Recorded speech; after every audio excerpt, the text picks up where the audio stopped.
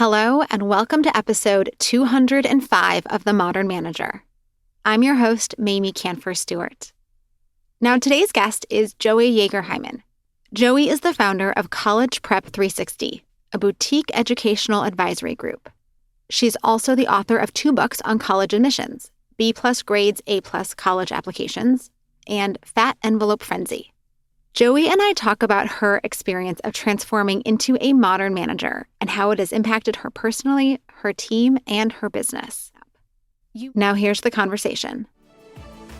Thank you so much for joining me today, Joie. I'm so excited to talk with you, not only because you're a client, but more importantly, you are one of my best friends, and I'm so excited to have you as a guest on the show today. I am honored to be here. Thank you so much for inviting me. Okay, so let's set the stage. It was a couple of years ago. I had just started coaching, and I can't even remember if my podcast was out yet, and you reached out to me and wanted some help. So can you just walk us through what was going on at that time in your business, and why were you excited to talk with me and grow yourself as a CEO, founder, manager? Yeah. So I started a business basically when my son Henry was born. He's 12 now, so about 12 years ago. And it is a college advising business. I worked in admissions, and I'd worked for several other companies that were, similar. I was doing college advising for other people. And I was sort of at a crossroads, and my father was the one who was like, you're good at this and you should start this business. And I had it for about, 5-6 years. And it was very successful in the sense that I had so much more work than I could do. I, had hired 1 or 2 people, and my hiring style was like, here's the work. What do you want to make? What kind of mood am I in? And why haven't you done that right? We did not have any systems. And I just was totally overwhelmed with the amount of work I had. I mean, my college advising skills were really good. And I, was accumulating a lot of clients, and then I was getting referrals, and everybody wanted me. And I just had no idea how to get out from under that. And I just remember feeling completely overwhelmed, completely miserable, literally like there was not enough hours in the day for me to do all the work I needed to do, and not enough hours of the day to do really important things, for example, like send out the bills so that I could collect money for all the work I was doing. And I just remember thinking I was just so overwhelmed. That's really the word. And I kind of came to you to figure out, how do I get out from under this? How do I, take the few employees I had at the time and sort of professionalize the operation rather than a lot of handshakes and a lot of, good lucks to them. How do I basically create an organization? And I remember you telling me, in a way it was challenging, but you were, of course, super positive, and you gave me hope that it was possible, first of all, which was a huge relief, and really did give me the hope to take the steps I needed to take to work towards that goal.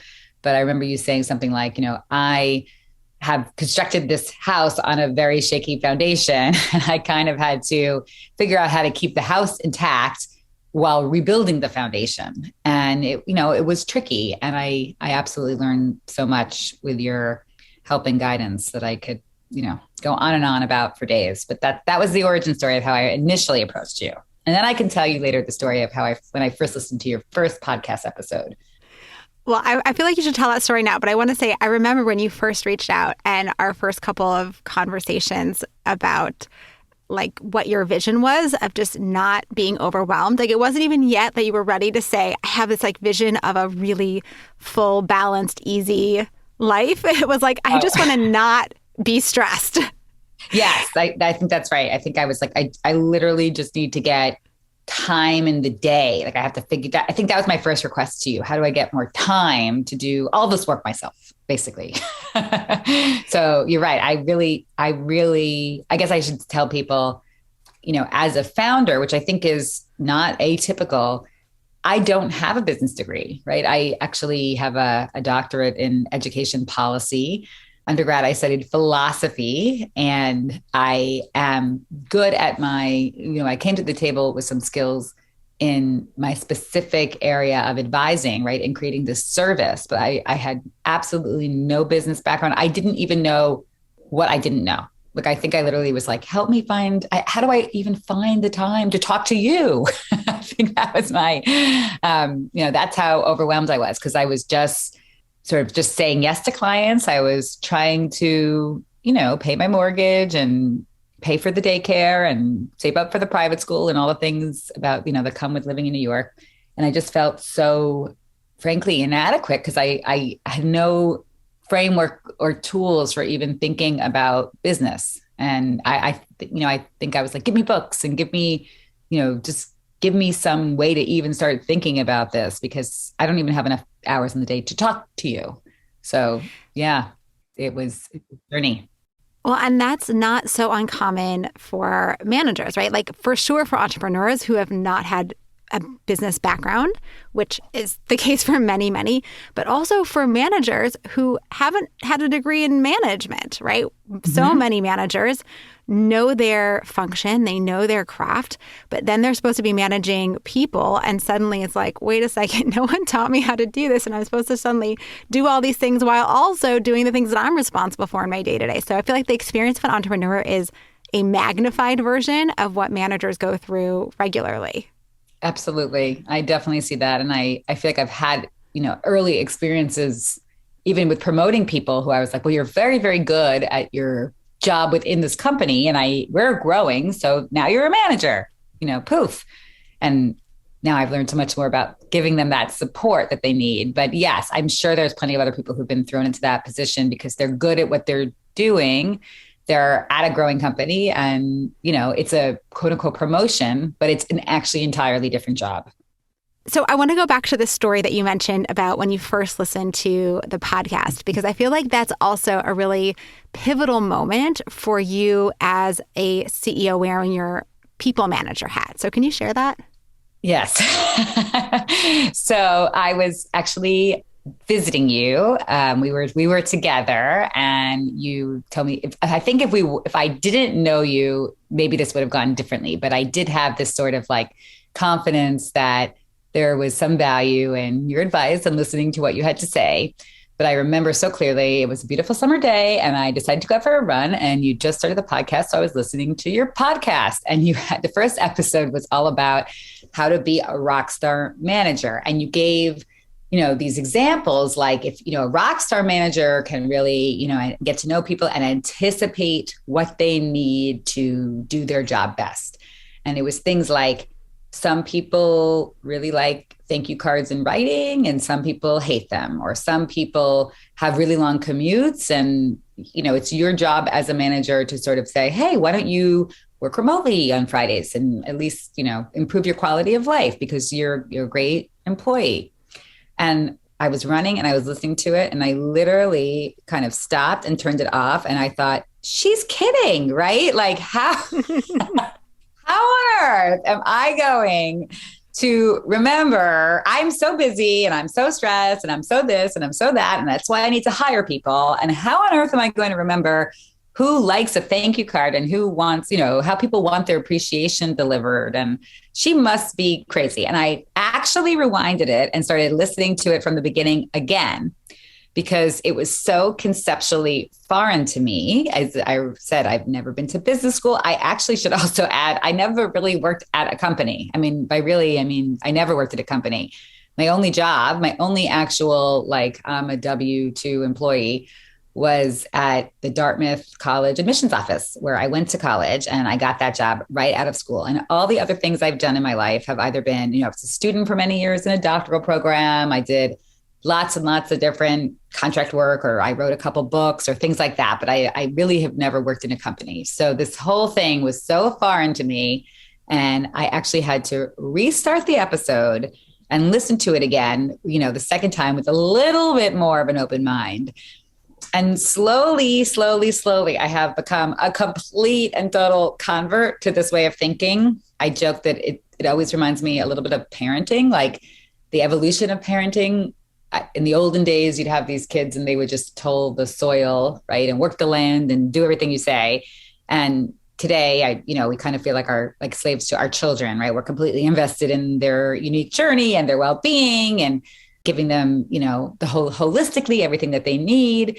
And I think management is kind of like that, right? Like I think the olden days, I used to love to watch Mad Men, and there's that kind of famous scene where Don Draper is in a fight with Peggy, who wants some credit for the work, and he takes money out of his wallet and throws it at her and says, "That's what the money is for."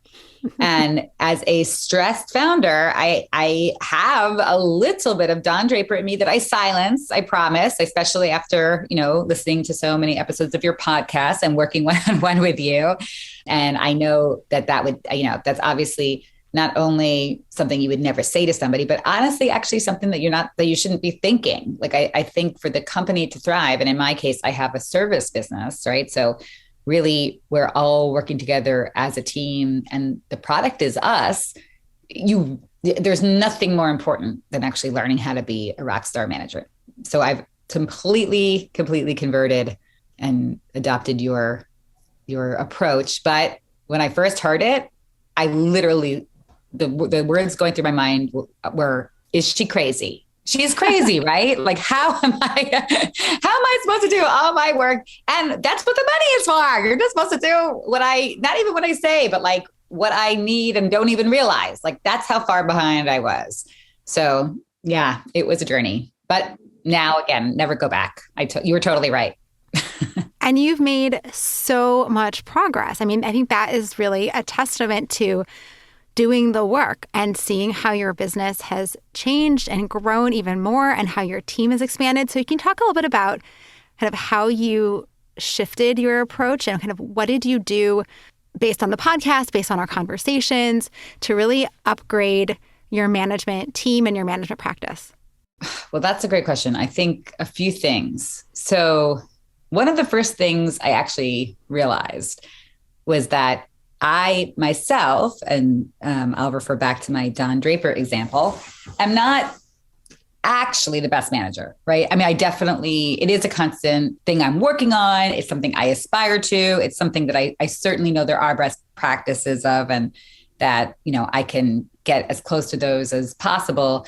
But I don't have as much ease with that as I do with other aspects of my job, right? And I do have a very demanding job with a lot of responsibility. And I find that what's best is for me to target the places where I do have ease, right? So knowing that it's a little harder for me because I don't have an MBA, or I was not groomed in a corporate culture. And I do have a little piece of silent Don Draper. So all that self-awareness has really led me to make investments in managers, right? So that's one of the big pieces. So first, learning what it is, why it's important, and realizing that the company 100,000% needs it, even if it's not necessarily my calling. So that was one big piece. But even before we got there, early on, I think one of the most useful things we did with you was to think about the company values. And that was just a really, really wonderful exercise because, again, going back to the days of just complete and total overwhelm, it was really kind of transformative to start thinking about who we want to be, realizing that we now had a small organization, a small team, and the team itself had its own kind of life. Like it was, the organization is almost like its own organism. And, when you asked us a lot of reflective questions and we went through the exercise, we really were able to collectively hone in on what we want it to be, this aspiration, right? And put words to it and have it written down. And, especially in the beginning, we really opened every meeting with it. We referred to it. We practiced it. We would go back to it. And it was really, really helpful because it gave a blueprint for, who we aspired to be, who we could be, and knowing that we did it collectively, right? That it wasn't just me saying like, this is what I want. It was all of us coming together to talk about what are our values. Because I actually, despite my whole Don Draper joke, I am a very purpose-driven person. And I think, of course, many people are, and many people listening to this are. Maybe everyone is. It's it's just about finding the right purpose that gets you excited and inspired.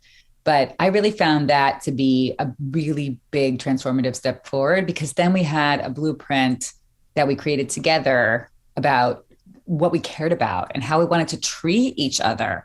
With college advising, it's really interesting because we are a deadline driven service, right? So it's funny because my dad was an accountant and I grew up, kind of around a family business like that, or sorry, a small business like that. Accountants obviously have tax deadlines, and my birthday is March 25th. And even when I was a kid, I remember my dad kind of being like, I love you, but your birthday's not on a great day. It's very close to the tax deadline of April 15th. So that was always kind of in the air. And we always knew, tax season, and he would be there late. And I kind of, like all these years later, in some ways I replicated that because we have our application deadlines. I mean, we get out like hundreds of applications. We have two big deadlines, and hundreds of applications have to go out on November 1st and January 1st. And if there's one typo, that's certainly something that our clients would justifiably be very upset about. And, there's just a lot of work that's deadline oriented. So what was happening was we were all stressed at the same time. And instead of seeing each other as resources and as collaborators and as a group that was, whose purpose was to kind of lift each other up when we were stressed and, kind of amplify our shared purpose by, really enacting our company values. We were doing what's so human. We were snipping at each other. We were stressed, right? And having the company values was also really important to take that step back and realize, like that makes everything worse, which is so obvious and clear hindsight. The job of the company, and certainly now I have rockstar managers also whose sole focus is to really implement this. But, we are here to help each other because we're stressed. Our clients are stressed and we are all working under deadline, and the company is here to really lift you up, right? And keep you doing your best work and keep you inspired. And by really identifying how we're going to speak to each other, how we're going to respectfully collaborate, how we're going to aim for excellence, right? We really were able to, I think that exercise was very transformative. So I remember that. And I really loved how you invited the whole team to participate and crafted them together, and they still live on. Like so many times we create values and they go on the wall or they go in the digital file and they get talked about for like 10 minutes and then they just disappear. And that has not been the case with you. So I just shout out for like really living into the values and bringing everyone along with you. And I want to switch a little bit here to this idea of cultivating other managers, because that was also a huge, I think, step for you to build out a team that could really take some of the load off of you, who had the right skill set, and then to support them, which you've kind of mentioned already, of your job is to really support them to do their job best. So can you talk a little bit about how you approached building your team and then how you support them now? Yes. So I was really, really fortunate in that I met these women who had a small business, and we were chatting and I was talking about how overwhelmed I was. And they basically were working with a woman who was a manager for them who had a little additional capacity. And she came on and she just started at 10 hours a week. And right away, I was like, oh my gosh, this is also transformative, right? So just having someone here who's not doing any client-facing work, right? Who's really here to think about the big picture, who's here to check in with people and see how they are doing with their client-facing work, who's just in the background, but of course, again, creating that foundation and lifting everyone else up was just amazing. I literally was like, you are the most important person in my life right now. And she knows who she is. And I know she's a fan of this podcast and she's probably listening. So that is a true story. And that was just the beginning of me actually thinking about, okay, so as we grow, and we've done this a couple of times, but as we kind of take a step back and recreate the organization and figure out who's doing what and what the positions are that we need, now everyone has a manager. The managers are such a vital part of the organization. Everyone needs one. And it's funny because the work we do is really hard. College advising, I don't know if any of your listeners have kids in college or are just interested in this, but since the pandemic, it's gotten shockingly even harder to get into a top college. And even I love to have thought partners, and I love to have somebody, one of my, favorite ways to start a sentence sometimes when I'm in my busy season with my students is, I'm not crazy, right? Like, or just to get somebody, even just to validate you. But I think, going back to the idea of hiring managers, again, I really do see that if we don't have a team, we have nothing, right? It's almost like a little bit of the self-care analogy, right? Like, if you have to take care of yourself first so that you can help everyone else, right? But if I have, a horrible client who's beating up a member of our team, ultimately that client has to go, right? Because if I don't help the team, if I don't help, my colleague, then nobody gets helped, right? No clients will be assisted, and we won't have a company. So I think really investing in the management and the support and the culture and the purpose and, living the company values has opened everything up, right? It's so inspiring and amazing to me how much our company has grown since we've been working with you. And even in the last 2 years, we've grown so much. And that's only possible because we have a structure in place where people want to be here. We can retain good people, but also, we can grow thoughtfully, because I know when I hire someone new, there is a manager who's there to onboard and train that person and make sure that they're integrated and make sure that they understand our values and make sure that they understand what their goals are and how performance is rewarded here. I always say, I think the only people who don't do well are the people who can't ask for any help or can't say, I'm struggling, because we do want to create actually a very supportive and collaborative atmosphere. And I think we have succeeded. I think, again, we've grown more since we've implemented those things than we had in the early years prior. Well, and I want to specifically note that there are two things that you've mentioned to me in the past, or that I've experienced with you, that I think have also really contributed. And the first is that you've encouraged other people to listen to the podcast. And so now there's sometimes this, what would Mamie do, that comes up in your conversations, right? So, which I have to give props to myself, but really to say that you have really brought this ethos of people management and being attentive to the role of the manager. You've really embedded that in your team, your management team, in your organizational culture, right? It's not just like a side thing that's like, oh, Joey says we should do this. You've actually really cultivated that awareness and that intention, which is so beautiful. And that secondly, you have gifted, or you've made available, opportunities for your senior management team to work with me, which I love, because you're invested in their professional development, and you've taken yourself out of the role of having to be the coach or the fixer all the time, right? As you mentioned, like, being a manager is not your favorite thing. So you've recognized that, and you've said, okay, I'm going to provide the right type of support then. And that type of support is not going to come from me, but it's actually going to come from me making it Mamie available to my team. And so I've gotten to know your colleagues, and I've loved getting to coach them. Yeah. I mean, we're all Mamie groupies. I think it's just super, super valuable, because there is almost, I don't want to say endless problems in like a complaining way, but endless challenges in the sense that each individual is unique. When teams come together, that creates maybe unique challenges.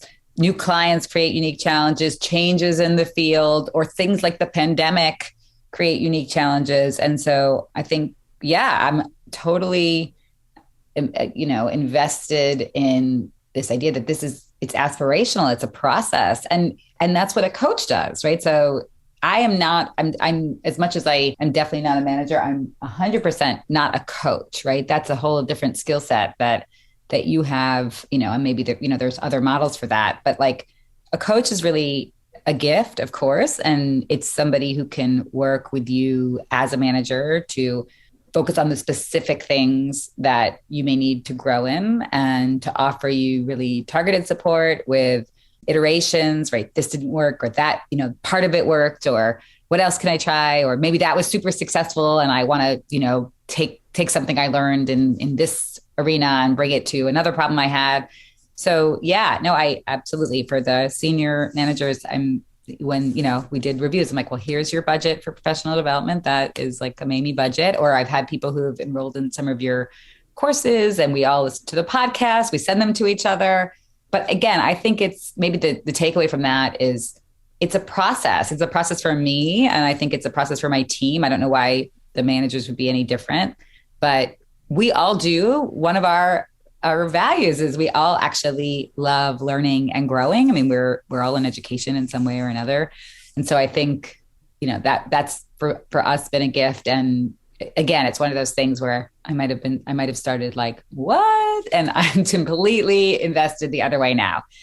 Even if someone doesn't mention, like they might just mention something, I'm like, call Mamie because she'll have, there's tools for that. I think that's also, if there are any managers who are struggling right now, who again, were kind of like great at the job they were doing and they got promoted, or founders who, are really passionate about their service or product, but now they find themselves kind of managing a team. I would really just encourage you to realize that there are so many tools and helpful resources. And again, because I didn't go to business school, I don't know what they teach you in business school. Maybe they don't even teach you that, but I didn't even really know where to start. And just knowing that like someone else has had that problem that I have before, and almost always, if not always, frankly, Mamie will have an actual like idea, or you could go to a coach who can actually help you work through it because there's like tools and resources and knowledge and best practices for it. Like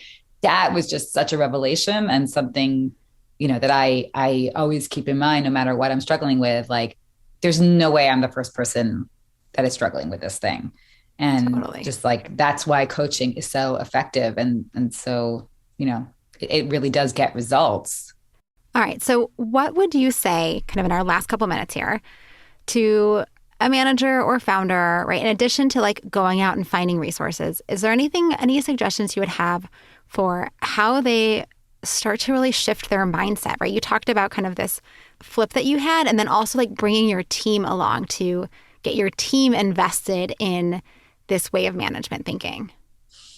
Well, I mean, I think honestly, I cannot emphasize enough that the biggest shift in mindset has to be that your team is everything. You're nothing without your team, right? So first and foremost, like actually taking a step back and realizing that it's your job as a founder or as a manager, as somebody, with some power in this world, to support the people who work for you and with you, because, it's sort of like, how you spend your days and how you spend your time is how you spend your life. And there's a lot of really positive things that come out of making that investment, including even just the being a good person stuff, right? That's actually very important.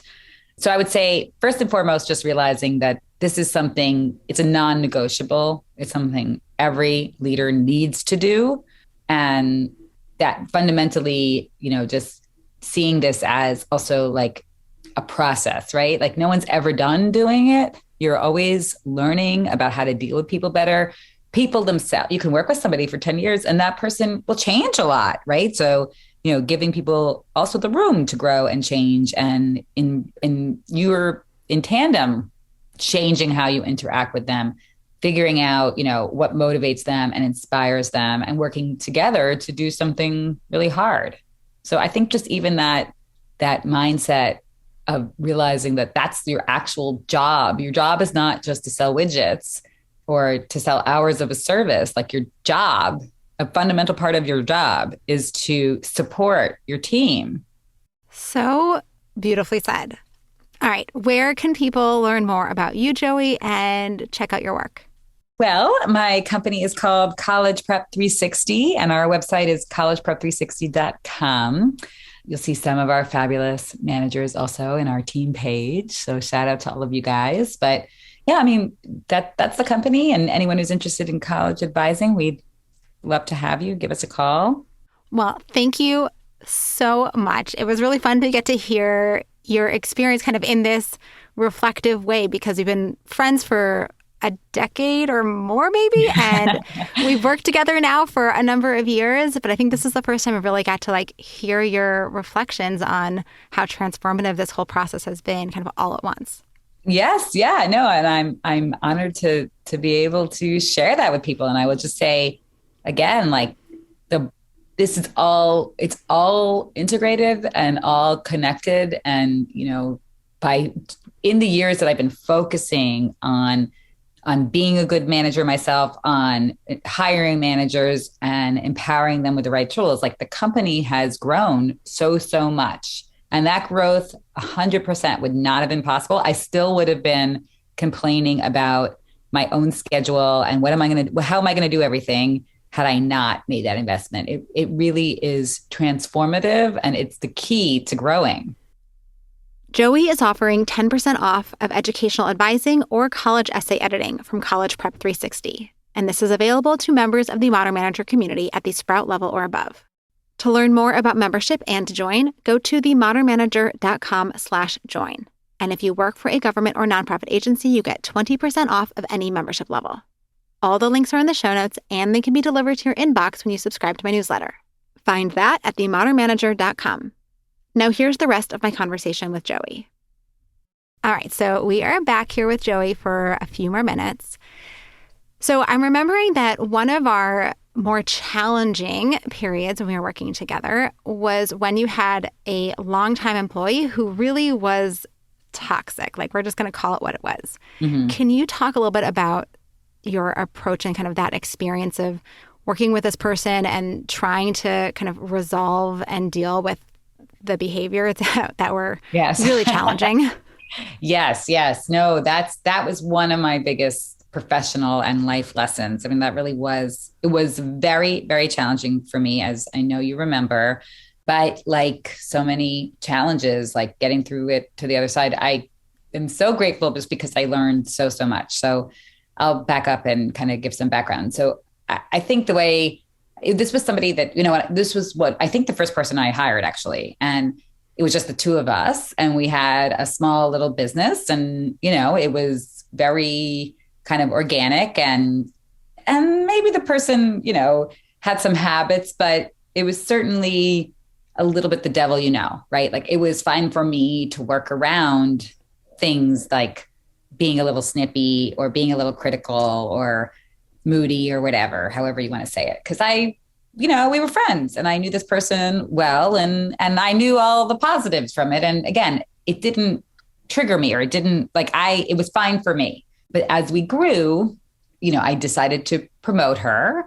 And to be fair to her, when I look back, I would have done it so differently now. I would have given her more tools and resources, and even just had the conversation, do you want to be a manager? And not just like, oh, well, this is the next level promotion, and this is what makes sense for everybody just because you've been here.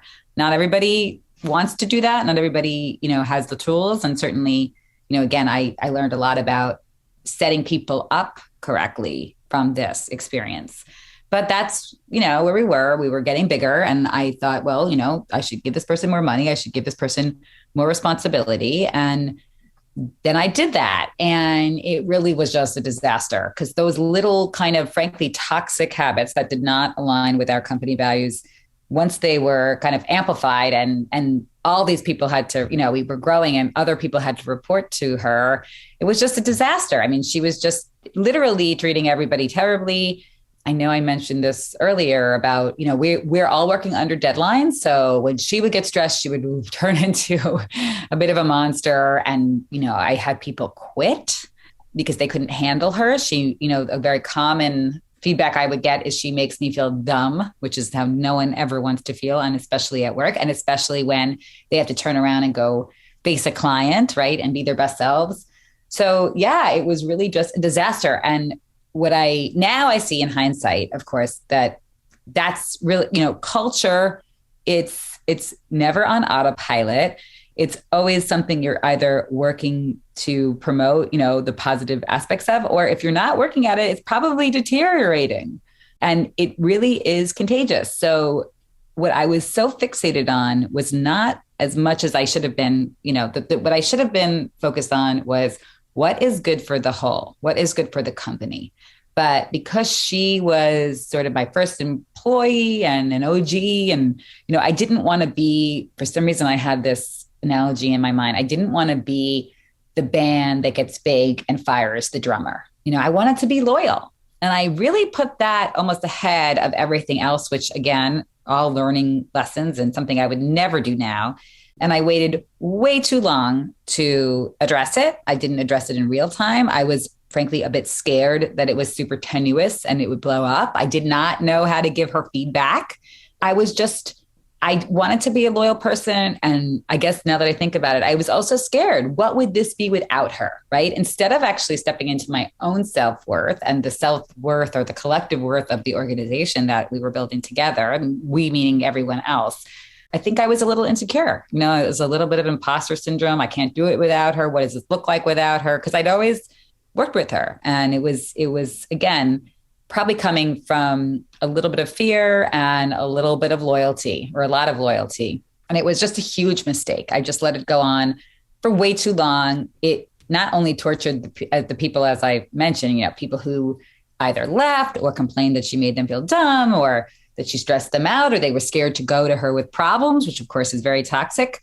But, I was a wreck. I was scared of her. I was scared of what, the moods and the just, all the same things other people were experiencing. And I was doing much more work than I needed to be doing because I was sort of working around this person and putting out these fires. And it just was a big, big mess. And I think the number one lesson I learned, of course, was, you always have to focus on the team. Like no one person is more important than anyone else.